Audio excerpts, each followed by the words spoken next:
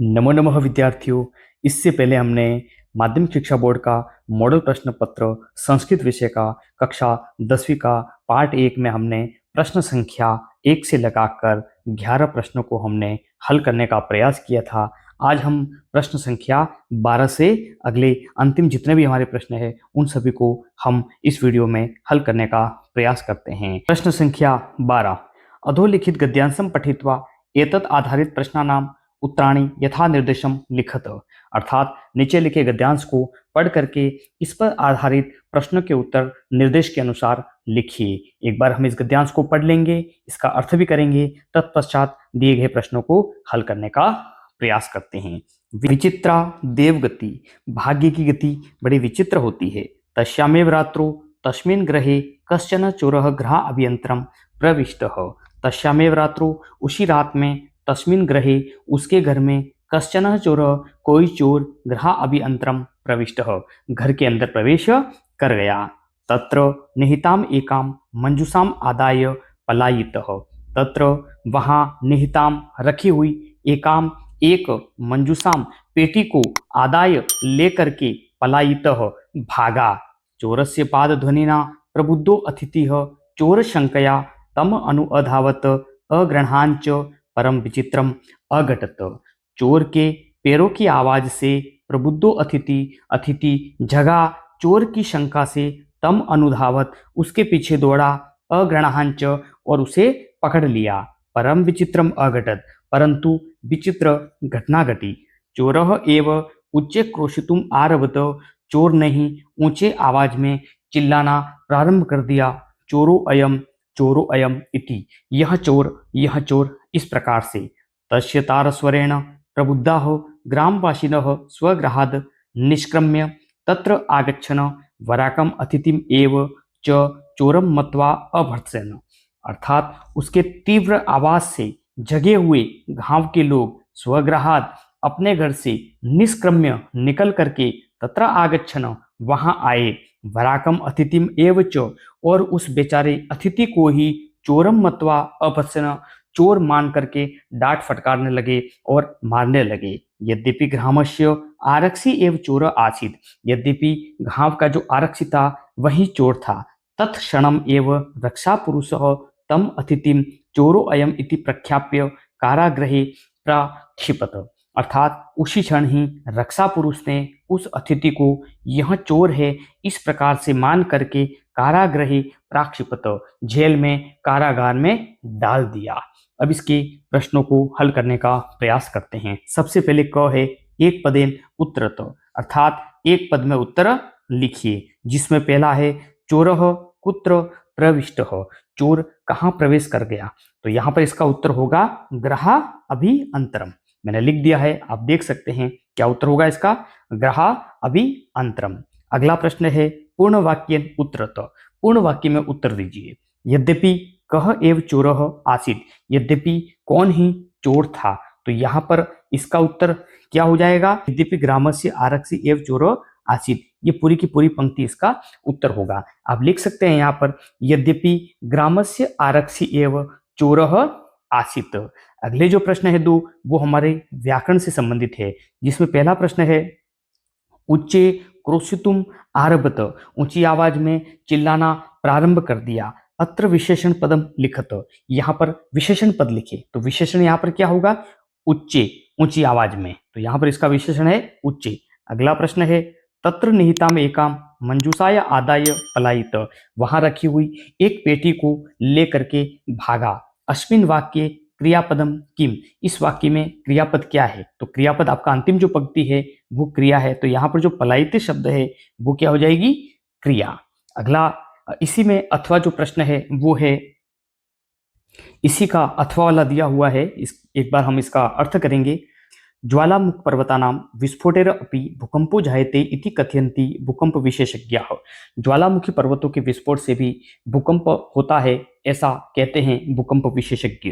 पृथिव्याः गर्भे विद्यमानो अग्निर्यदा खनिज मृत्तिका शिला आदि संचयं कथयति तदा तत्सर्वम् एव लारासरस्ताम् उपेत्य दुर्वारगत्या धराम पर्वतम व विदार्य बहिर्निष्क्रामति। अर्थात पृथ्वी के गर्भ में विद्यमान अग्नि जब अपने साथ खनिज, मिट्टी, शिला आदि का संचयन करके इकट्ठा करके क्वथयति उसे उबालती है, तदा तब तत्सर्वम एव तब यह सभी कौन कौन से खनिज, मिट्टी और शिला आदि लावा रस के रूप में उपेत्य प्राप्त करके दुर्वार गत्या तेज गति से धराम धरती को पर्वतम वा अथवा पर्वत को विदार्य फाड़ करके बहिर्निष्क्रामति बाहर निकलता है। क्या? लावा। धूम भस्मावृतम जायते तदा गगनम तब जो आकाश है वो धुएं से ढक जाता है। सेल्सियस तापमात्रया 8% उपगतो अयम लावा रसो यदा नदी वेगेन प्रवहति तदा पार्श्वस्थ ग्रामा नगराणि वा तद उदरे क्षणेनेव क्षमा विशंति। अब इसके बाद में क्या होता है, तब सेल्सियस ताप की जो मात्रा है यानी कि तापमान की जो मात्रा है वो 800 डिग्री के रूप में प्राप्त होकर के, यानी कि उस समय जो लावा होता है वो जो गर्म लावा होता है उसका जो तापमान होता है वो 800 डिग्री से भी ऊपर चला जाता है। और ऐसा जो लावा होता है वो जब नदी वेगेन नदी के वेग से प्रवहती बहता है तब पास में स्थित गांव या नगर तद उदरे उसके पेट में क्षणेनेव समाविशंति क्षण में ही नष्ट हो जाते हैं, समाविष्ट हो जाते हैं। निहन्यन्ते जो विवसाह प्राणिन और जो विवश प्राणी है, जो बेचारे प्राणी है वो निहन्यन्ते मारे जाते हैं। ज्वाला उद्गिरंत एते पर्वता अपि भीषण भूकंपम जनयन्ति आग उगलते हुए ये पर्वत भी भीषण भयानक भूकंप को उत्पन्न करते हैं। अब हम इसके प्रश्नों को हल करने का प्रयास करते हैं, जिसमें पहला जो प्रश्न है वो है एक पदेन उत्तरत, एक पद में उत्तर लिखिए। जिसमें पहला है ज्वालामुखी हो गगनम कीदृशम जायते। ज्वालामुखी से जो आकाश होता है वो किस प्रकार से हो जाता है, तो इसका जो उत्तर होगा वो होगा धूम भस्मावृतम। क्या उत्तर होगा? धूम भस्मावृतम। अगला प्रश्न है वो है पूर्ण वाक्य उत्तरत। पूर्ण वाक्य में उत्तर दीजिए। भूकंपों के अपि जायते, भूकंप किसके द्वारा भी उत्पन्न होता है, यानी कि अन्य कौन सा कारण है जिसके द्वारा भी भूकंप उत्पन्न होता है। तो जो प्रथम पंक्ति थी उसी में ही हमारा उसका उत्तर होगा। मैं एक बार उसका उच्चारण करता हूं। क्या उत्तर हो जाएगा इसका? ज्वालामुख पर्वतानाम विस्फोटेर अपि भूकंपो जायते, ये इसका उत्तर होगा। अगला जो प्रश्न है वो व्याकरण शास्त्र से संबंधित है, जिसमें पहला प्रश्न है निहन्यन्ते च विवसाह प्राणिनः, अर्थात विवश प्राणी मारे जाते हैं। अत्र विशेष्य पदम लिखत, यहाँ पर इसका विशेष्य पद क्या होगा? तो विशेष्य पद क्या होगा? कौन मारे जाते हैं? प्राणिनः, तो इसका उत्तर क्या होगा? प्राणिनः। अगला प्रश्न है ज्वालाम उद्गिरंत एते पर्वता अपि भीषणम भूकंपम जनयन्ति, आग उगलते हुए ये पर्वत भी भयानक भूकंप को उत्पन्न करते हैं। अस्मिन वाक्ये कर्तृपदम किम, इस वाक्य में कर्तृपद क्या होगा? तो किसमें कर्तापद कौन सा हो जाएगा? पर्वता। तो आपका सही उत्तर क्या होगा? पर्वता। अगला प्रश्न है वो है प्रश्न संख्या 13। अधोलिखितम श्लोकम पठित्वा एतत् आधारित प्रश्नानाम उत्तराणि यथा निर्देशम लिखत।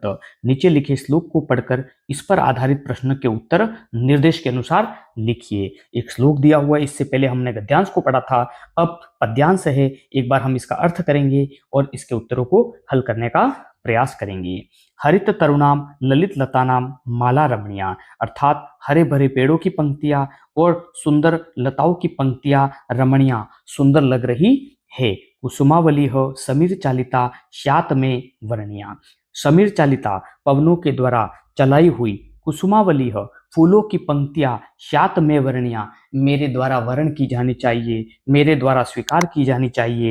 नव मल्लिका रसालम मिलिता रुचिरम संगमनम, नव मल्लिका रसालम अर्थात आम्र मंजरी आम के साथ में मिल करके बड़ा ही सुंदर हो संगम उत्पन्न कर रही है। अब एक पदेन उत्तर, तो एक पद में उत्तर लिखिए। जिसमें पहला प्रश्न है का रसालम मिलिता, कौन आम के साथ में मिली हुई है? तो आपका उत्तर क्या हो जाएगा इसमें? नव मालिका अर्थात आम्र मंजरी। अगला प्रश्न है पूर्ण वाक्यन उत्तरत, पूर्ण वाक्य में उत्तर दीजिए। जिसमें पहला प्रश्न है मैं का वर्णिया स्यात्, मेरे द्वारा क्या वर्ण की जानी चाहिए? तो इसका उत्तर होगा कुसुमावली हो समीर चालिता श्यात में वर्णिया, अर्थात पवनों के द्वारा चलाई हुई फूलों की पंक्तियां मेरे द्वारा वर्ण की जानी चाहिए। और अगला जो हमारा प्रश्न है वो व्याकरण शास्त्र से संबंधित है। जिसमें पहला प्रश्न है मैं इति सर्वनाम पदम कस्मे प्रयुक्तम, मैं यह सर्वनाम पद किसके लिए प्रयुक्त हुआ है? तो ये किसके लिए प्रयुक्त हुआ है? तो किसने कहा है मेरे द्वारा वर्ण की जानी चाहिए? कवि ने। तो इसका उत्तर क्या हो जाएगा? कवये, अर्थात कवि के लिए। और अगला प्रश्न है, रमणीया माला अत्र विशेष्य पदम किम? रमणीया माला अर्थात सुंदर पंक्तियां, यहाँ पर विशेष्य पद क्या है? तो यहाँ पर माला विशेष्य पद है, क्योंकि इसकी विशेषता है कि वह सुंदर है। तो यहाँ विशेष्य पद क्या होगा? माला। इसी का जो अथवा दिया हुआ है वो है, भुक्ता मृणाल पटली भवता निपिता न्यम्बुनि यत्र नलिनानि निसेवितानि रेराजहंस वद तस्य सरोवरस्य कृत्येन केन भवितासि कृतो उपकारः। अर्थात यत्र, जहां, भवता, आपके द्वारा, भुक्ता मृणाल पटली, मृणाल पटली का मतलब होता है कमल नालों का समूह, भुक्ता उपभोग किया हुआ है अर्थात खाया हुआ है। जहां आपके द्वारा कमल नालों का समूह खाया गया हुआ है, निपितानी न्यम्बुनी अर्थात निपितानी धन अंबुनी जल भली भांति पिया गया है, नलिनानी निसेवितानी कमलों का सेवन किया हुआ है, रे राजहंस, अरे राजहंस, वद, बोलो, तस्य सरोवरस्य, उस सरोवर का, कृतेन केन, किस कार्य के द्वारा, भवितासी कृतोपकार, उसका प्रत्युपकार करने वाले होंगे। अर्थात अरे राजहंस बोलो, तुम उस तालाब का किस प्रकार से प्रति उपकार करोगे जिसने आपके ऊपर इतने उपकार किए हुए हैं। जिसमें पहला प्रश्न है हमारा, एक पदेन उत्तरत, एक पद में उत्तर दीजिए। के अंबुनी निपितानी, किसके द्वारा जल पिया गया है? तो आपका यहां पर क्या उत्तर होगा? राजहंसेन, एक पद में। अगला है पूर्ण वाक्यन उत्तरत, पूर्ण वाक्य में उत्तर लिखिए। राजहंसेन किम भुक्त्वा, राजहंस के द्वारा क्या उपभोग किया गया है, क्या खाया गया है? तो यहां पर इसका उत्तर होगा राजहंसेन मृणाल पटली भुक्ता। क्या हो जाएगा? राजहंसेन मृणाल पटली भुक्ता, अर्थात राजहंस के द्वारा कमल नालों का समूह उपभोग किया गया है। भाषिक कार्य में पहला प्रश्न है, भुक्ता इति क्रियापदस्य कर्तृपदम किम? भुक्ता अर्थात उपभोग किया गया है, यहाँ पर इस पद का कर्तृपद क्या होगा? तो भुक्ता किसने उपभोग किया है? राजहंस ने। तो यहाँ पर इसका उत्तर होगा राजहंस। अगला प्रश्न है, तड़ागस्य इति पदस्य अत्र पर्याय पदम किम? तड़ागस्य अर्थात तालाब का, इस पद का यहाँ पर पर्याय पद क्या होगा? तो यहाँ पर इसका पर्याय पद होगा सरोवरस्य, पर्यायवाची शब्द। प्रश्न संख्या 14, अधोलिखितम नाट्यांशम पठित्वा एतत् आधारित प्रश्नानाम उत्तराणि यथा निर्देशम लिखत।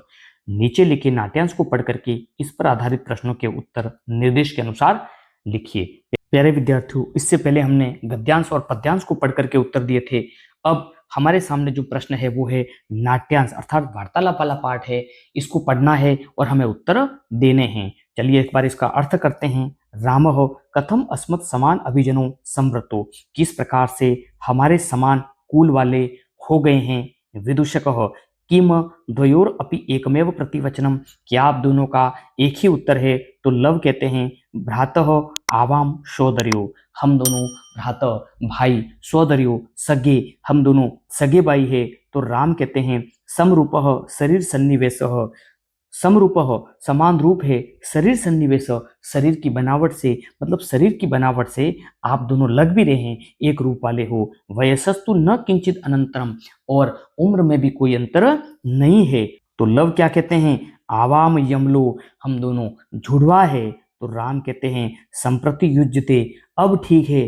किम नाम धेम, क्या नाम है? आप दोनों का क्या नाम है? तो लव कहते हैं आर्यस्य वंदनायाम लव इति आत्मानम श्रावयामि, आर्य की वंदना करते हुए लव इस प्रकार से सुनाता हूँ, मतलब आर्य की वंदना करके मैं अपना नाम लव है इस प्रकार से आपको सुनाता हूँ। कुसम निर्देश्य, और कुश की तरफ इशारा करके, आर्यो अपि गुरु चरण वंदनायाम, आर्य भी गुरु चरण की वंदना करते हुए आगे भी वो कुछ कहना चाहता है, लेकिन तभी उसको कुश रोक देते हैं क्योंकि वो स्वयं अपना परिचय देना चाहते हैं। कुशः अहम अपि कुश इति आत्मानम श्रावयामि, मैं भी कुश इस प्रकार से खुद सुनाता हूँ। तो राम क्या कहते हैं? अहो, अरे, उदात्त रम्य समुदाचार, अरे अत्यधिक रमणीय है समुदाचार, आप दोनों का शिष्टाचार। किम नाम धेयो हवतुर गुरु, आप दोनों के गुरु का क्या नाम है?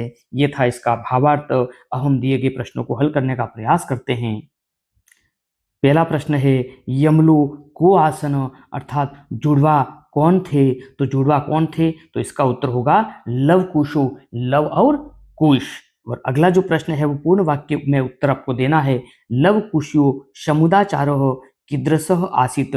लव और कुश का जो शिष्टाचार था वो किस प्रकार का था, जो आचरण था वो किस प्रकार का था? तो यहाँ पर इसका उत्तर हम लिखेंगे लव कुशयो समुदाचारः उदात्तरम्यः आसीत्। अर्थात लव और कुश का जो आचरण था वो बहुत ही मनोहर था। और अगला जो प्रश्न है वो व्याकरण शास्त्र से संबंधित है। अहम अपि कुश इति आत्मानं श्रावयामि, अहम सर्वनाम पदस्य संज्ञा पदम किम। अर्थात मैं भी कुछ इस प्रकार से सुनाता हूँ। यहाँ पर जो अहम सर्वनाम है उसका संज्ञा पद क्या होगा, या अर्थात यह जो बात थी वो किसने कही थी? तो इसका उत्तर होगा कुश। तो संज्ञा पद क्या होगा? कुश। अगला प्रश्न है समरूपः शरीर सन्निवेशः। शरीर की बनावट और समान रूप, अर्थात आपके शरीर की जो बनावट है उससे लग रहा है कि आप एक समान रूप वाले हो। वाक्य विशेषण पदम किम, इस वाक्य में विशेषण पद क्या होगा? तो यहाँ पर इसका विशेषण पद होगा समरूपः। अगला प्रश्न इसी का जो अथवा है वो है निद्राभंग दुखेन वनराजः सन्नपि तुच्छ जीवे आत्मनः यथादृश्या दुर्वस्थया श्रांतः सर्वजंतुन दृष्टवा पृच्छति। निद्राभंग से दुखी वन का राजा होते हुए भी तुच्छ जीवे छोटे जीवों के द्वारा आत्मनः खुद की एतादृश्या इस प्रकार की दुर्वस्थया बुरी अवस्था से श्रांत थका हुआ सर्व जंतु न दृष्टवा पृच्छति सभी जंतुओं को देखकर पूछता है।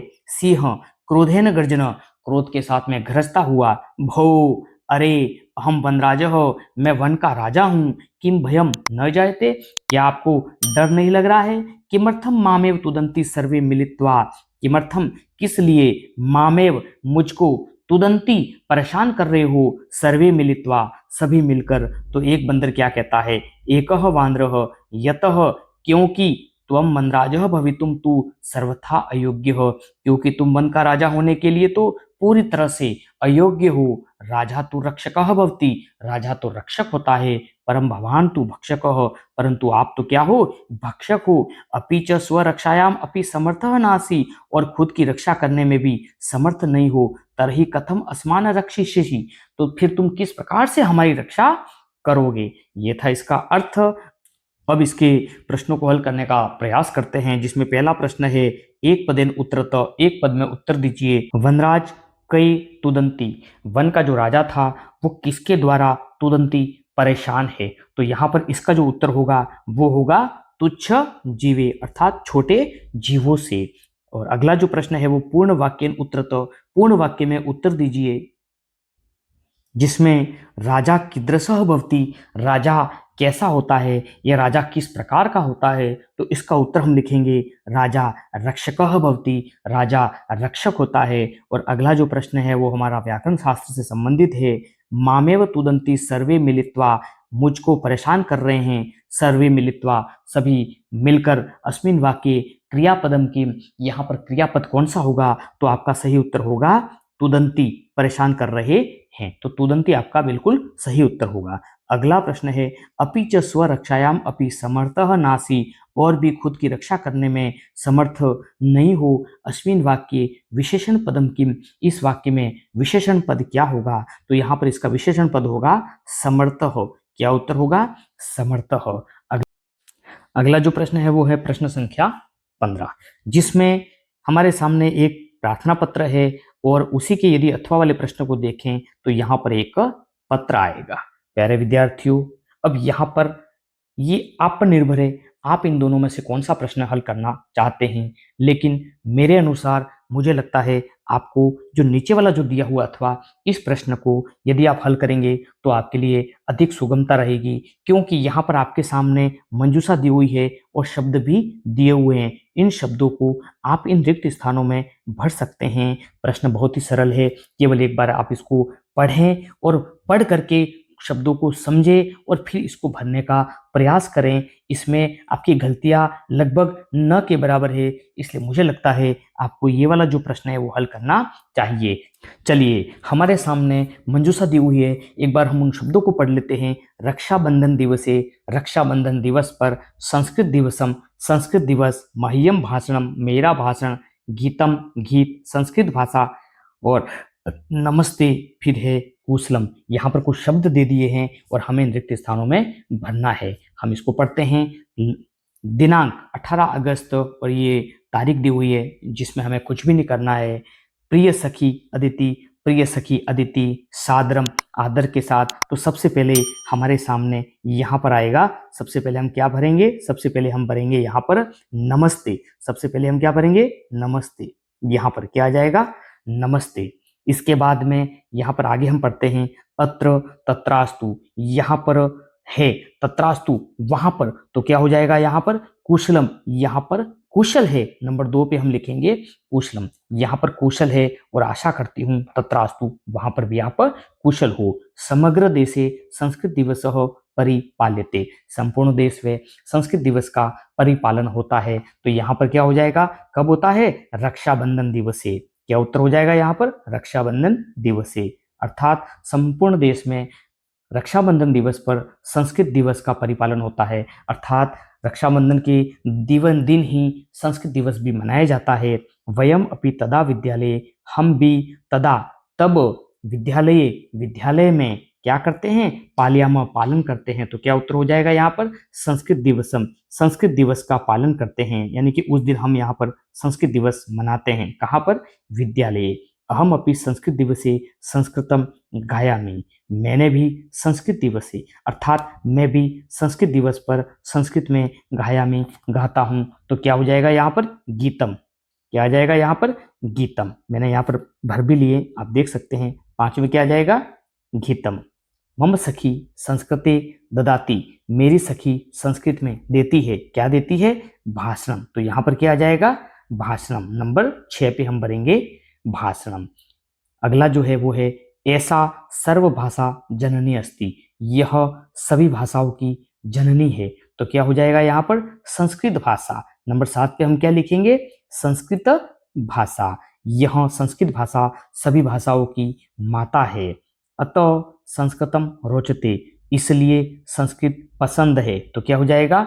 मह्यम भाषणम, इसलिए मुझे संस्कृत बोलना बहुत ही पसंद है। इस प्रकार से इसको हम भर सकते हैं। आप इसको देखें, आराम से शब्दों को समझें, अर्थ करने का प्रयास करें, तत्पश्चात इस प्रश्न को आप आसानी से हल कर सकते हैं। अगला जो प्रश्न है, प्रश्न संख्या 16 है।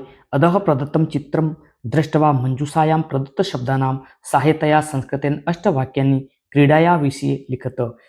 नीचे दिए गए चित्र को देख करके मंजूषा में दिए गए शब्दों की सहायता से संस्कृत में 8 वाक्य खेल के विषय में लिखिए। यहाँ पर कुछ शब्द दे दिए हुए हैं और चित्र भी दिया हुआ है। आप इस चित्र को देखकर इन शब्दों की सहायता से 8 वाक्य लिखिए। यदि ये प्रश्न आप नहीं कर सकते हैं तो फिर इसके अथवा में आपके नीचे एक वार्तालाप दिया हुआ है, इस वार्तालाप को भी आप मंजूषा में दिए गए शब्दों की सहायता से भर सकते हैं। तो मेरे अनुसार ये प्रश्न आपके लिए अत्यधिक सरल होगा। एक बार हम इसको हल करने का प्रयास करते हैं। यहाँ पर कुछ शब्द दे दिए हैं, एक बार हम इसको पढ़ते हैं। सबसे पहला जो शब्द है वो है जयपुरम, जयपुर। मित्रेय, मित्रों के द्वारा।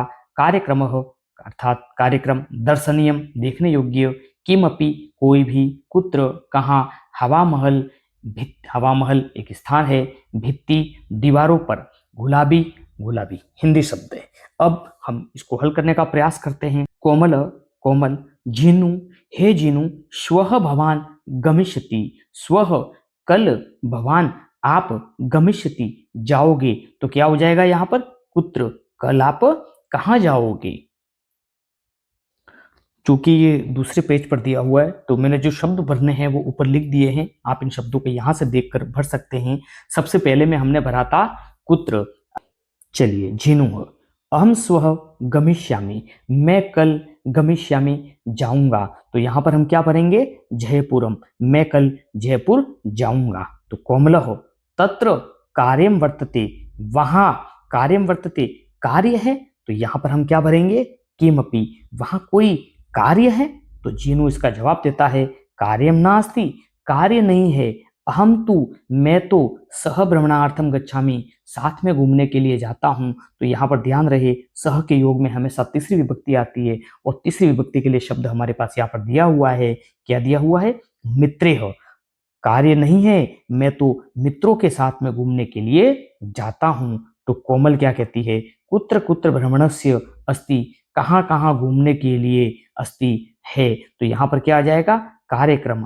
कहाँ कहाँ घूमने का कार्यक्रम है। चले, झिनू कहता है आमेर दुर्ग, जयगढ़ दुर्ग इत्यादि स्थाने, अर्थात आमेर दुर्ग, जयगढ़ दुर्ग और यहाँ रिक्त स्थान में हम भरेंगे हवा महल इत्यादि स्थान है। अर्थात जयपुर में हम कहाँ कहाँ घूमने जा रहे हैं, तो उसके लिए स्थान है आमेर दुर्ग, जयगढ़ दुर्ग और हवा महल आदि स्थान पर।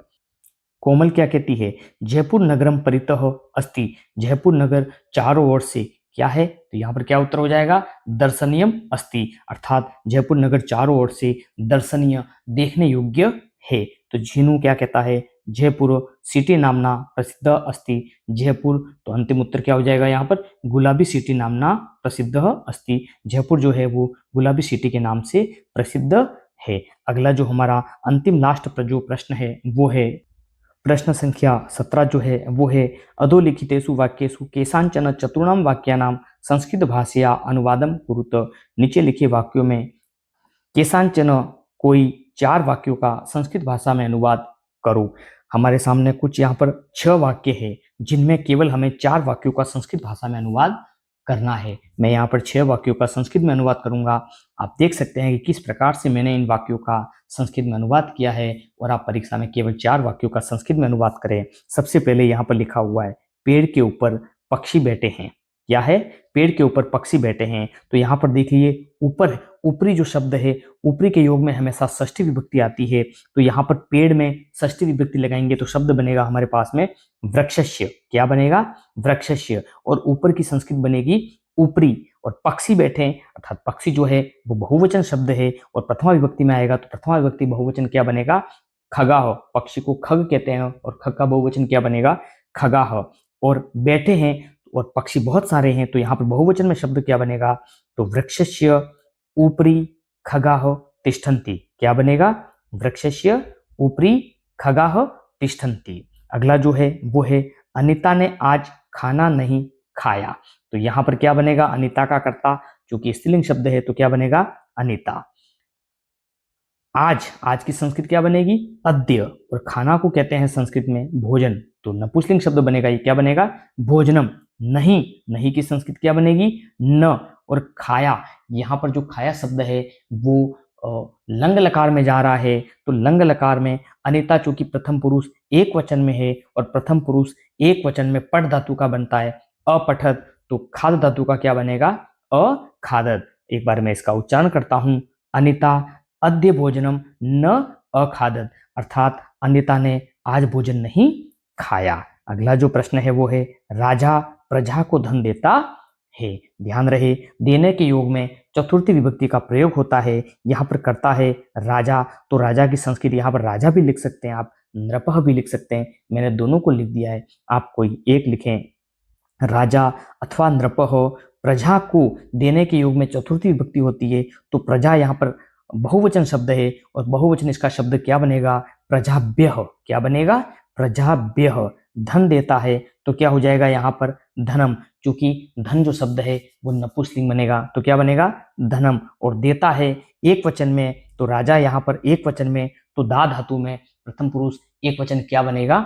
ददाती। क्या बनेगा? ददाती।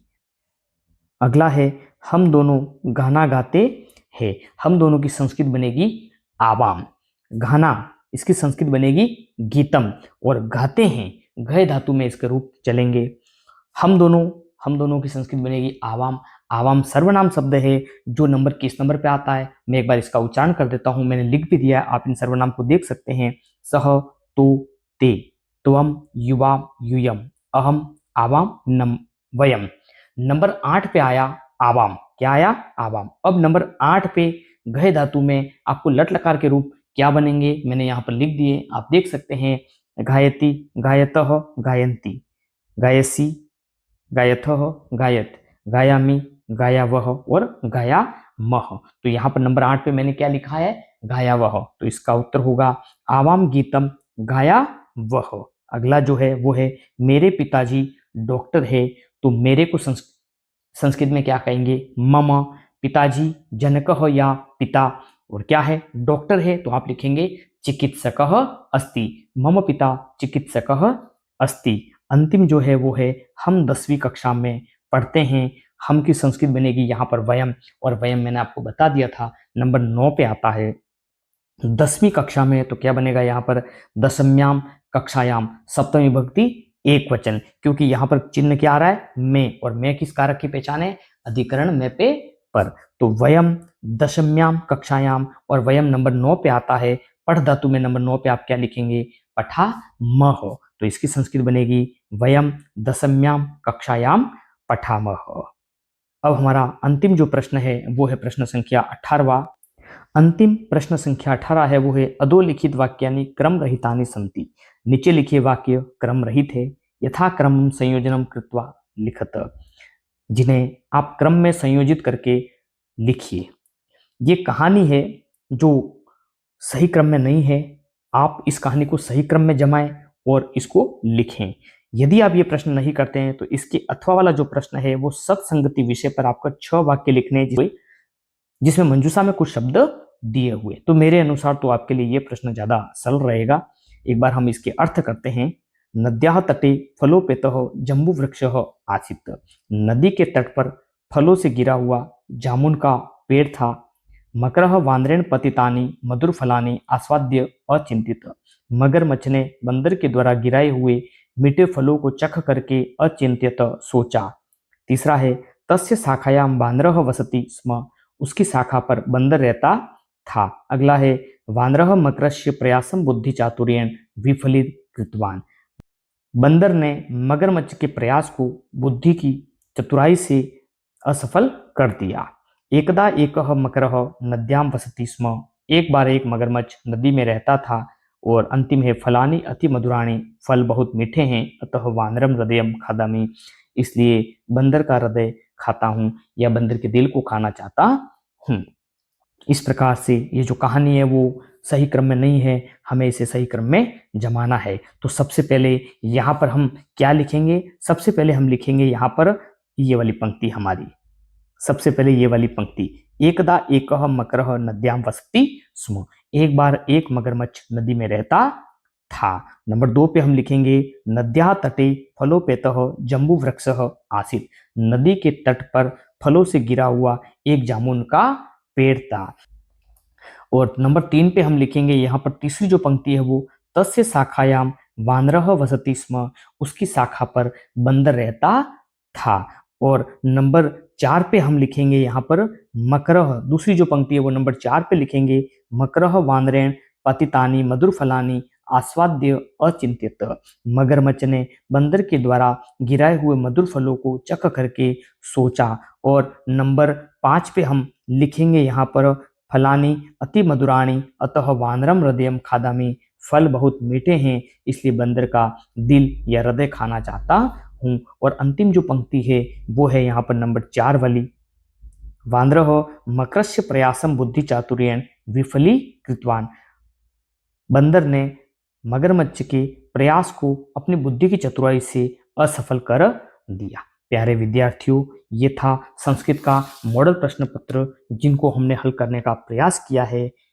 आप इस प्रश्न पत्र को अच्छी प्रकार से देख लें, किस प्रकार से हमें ये प्रश्न पत्र हल करना है, ये आप अच्छी प्रकार से देख लें। बड़े ही धैर्य के साथ में आप प्रश्न पत्र को परीक्षा में हल करें। मुझे पूरा विश्वास है यदि इस प्रश्न पत्र को आपने देखा है, पूरा देखा है कि कौन से प्रश्न को किस प्रकार से हल करना है, तो निस्संदेह आप बोर्ड परीक्षा में अधिकतम अंक प्राप्त करेंगे। पुनः मैं आप सभी विद्यार्थियों को आगामी बोर्ड परीक्षा 2026 की शुभकामनाएं देता हूं। धन्यवाद। जय तु संस्कृतम।